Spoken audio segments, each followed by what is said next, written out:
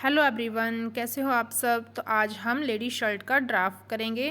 तो यहाँ पर मैंने ड्राफ्ट ऑलरेडी करके रखा है, तो मैं ये सारा आपको अंडरस्टैंड करवाऊँगी कि मैंने ये कैसे कैसे किया है। ठीक है जी।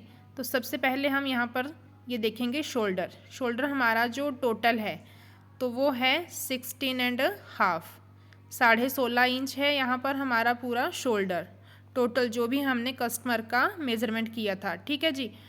तो यहाँ पर 16.5 इंच के अकॉर्डिंग हमने बैक नेक जो रखना है वो है हमारा 7 इंच। ठीक है जी। तो 7 इंच है हमारा बैक नेक और 16.5 इंच है हमारा टोटल शोल्डर। अब बैक नेक के अकॉर्डिंग ही हमने शोल्डर लेना है। ठीक है जी। तो यहाँ पर हमने 2.5 इंच का नेक रखना है, यानी कि नेक की विड्थ जो रखनी है हमने वो 2.5 इंच की रखनी है। और उसके बाद हमने जो भी टोटल जो शोल्डर लेना है वो लेना है हमने 6.25 इंच। ठीक है जी। 6.25 इंच मैंने यहाँ पर पूरा शोल्डर लिया है। उसके बाद 1/2 इंच हमने डाउन करा है। तो यहाँ से हमने यहाँ तक, यानी कि जो हमारा फ्रंट वाला जो पल्ला है इसका जो आर्म होल है वो है 7.5 इंच। ठीक है जी। 7.5 इंच हमने फ्रंट वाला आर्म होल लिया है और 1/2 इंच जो भी हमारा बैक है वो एक्स्ट्रा है 7.5 से। ठीक है। तो यहाँ पर 2.5 इंच हमने नेक ले लिया है। 3.25 या 3 इंच या 3.5 इंच इतना ही आता है। तो यहाँ पर हमने शोल्डर लिया है और 1/2 इंच हमने स्लीव चढ़ाने के लिए मार्जिन लिया है। ठीक है जी। तो अब जितना हमने ऊपर 6.25 लिया है उतना ही हमने नीचे भी 6.25 लेकर के सीधी लाइन ड्रॉ की है। ओके। सीधी लाइन ड्रॉ करने के बाद जो भी हमारा चेस्ट का टोटल है उसका हमने 1/4 यहाँ पर लिया है और 1/4 लेने के बाद 2 इंच का हमने मार्जिन लिया है। ठीक है जी। सेम उसी तरह से हमने नीचे कमर और हिप यहाँ पर 1/4 लेकर के 2-2 इंच का मार्जिन लिया है।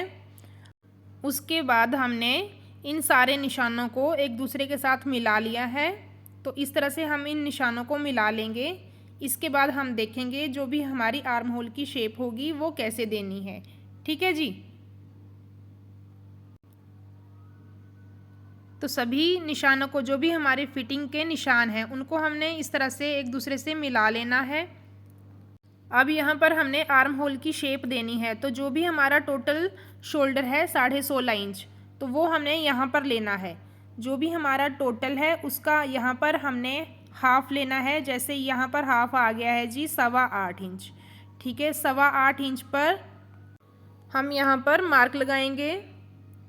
ठीक है। ये हमारा बैक का हो गया है। जो भी हमारी बैक की शेप आएगी ये वो वाला निशान है।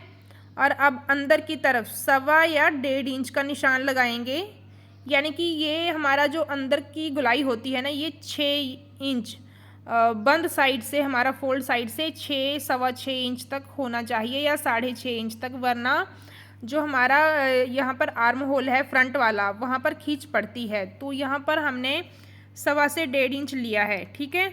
यहाँ से हमने 1/2 इंच जो है वो डाउन कर देना है। अब इन निशानों को हमने इस तरह से मिला लेना है। ठीक है। अब जो हमने आर्म होल के निशान लगाए हैं नीचे, इनको भी हमने ऊपर एक ही जगह पर मिलाना है।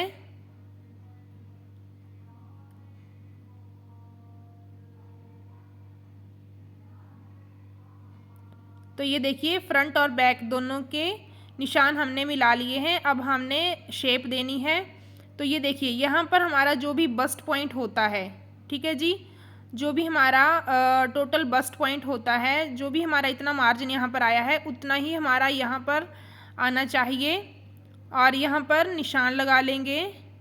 अब ये वाला निशान लगाने के बाद हमने यहाँ पर राउंड शेप देनी है। जो भी हमारी आर्म होल की शेप आएगी तो ऊपर से हमारी ये लाइन यहाँ तक ऐसे ही बनी रहेगी, बस यहाँ से हमने हल्का सा इस तरह से राउंड देना है। अब फ्रंट वाला भी सेम इसी तरह से देंगे। ठीक है जी। तो ये हो गया। आई होप आपको समझ आ रहा होगा। अब यहाँ से हमने 2.25 इंच की चौड़ाई लेनी है नेक की। बैक नेक की जो विड्थ लेंगे वो लेंगे हम 2.25 इंच और नीचे भी हमने 2.25 इंच ही लेना है। अब 7 इंच हमने डाउन लेना है, यानी कि 7 इंच इसका डीप है।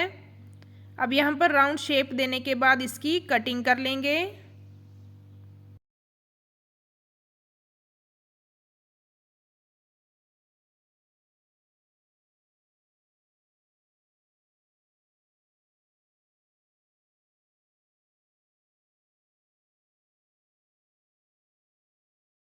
तो बैक नेक की कटिंग करने के बाद फ्रंट वाले पे हम इस तरह से छोटा सा टक लगा लेंगे और जो भी हमने शोल्डर की शेप दी है डाउन करके उसकी कटिंग कर लेंगे।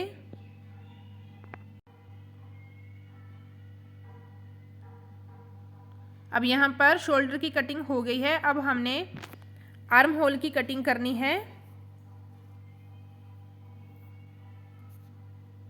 तो इस तरह से चारों पल्ले एक साथ उठाएंगे और यहाँ पर बैक की कटिंग देंगे पहले।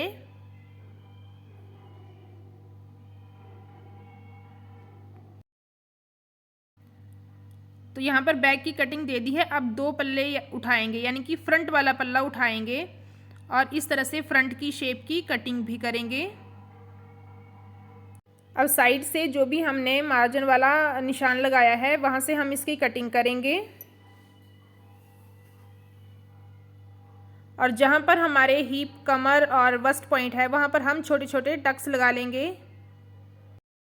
तो फ्रेंड्स, आई होप आपको समझ आ गया होगा। अगर कोई भी आपका क्वेश्चन हो तो प्लीज़ कमेंट कीजिएगा, ठीक है। यहाँ पर जितना भी हमारा टोटल वस्ट होता है, ठीक है, यहाँ पर तो जो भी हमारा फिक्स वाला मार्जिन होता है उससे यहाँ पर आधा इंच ज़्यादा आना चाहिए, यानी कि जो भी हमारा निशान लगा है फिटिंग का वो हमारा आधा इंच ज़्यादा होना चाहिए। यानी कि 42 हमारी फिक्स है, फिक्स हमारा बस्ट पॉइंट है, 3 इंच प्लस किया था। तो यहाँ पर मैंने निशान लगाया था वो वाला जो 42 में हमने 3 इंच प्लस किया था, ठीक है।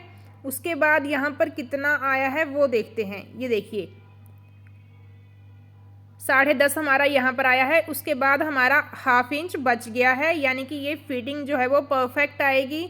तो फ्रेंड्स, आपको वीडियो कैसी लगी है कमेंट करके ज़रूर बताइएगा और कोई भी क्वेरी हो तो आप कमेंट कीजिएगा। Thank you.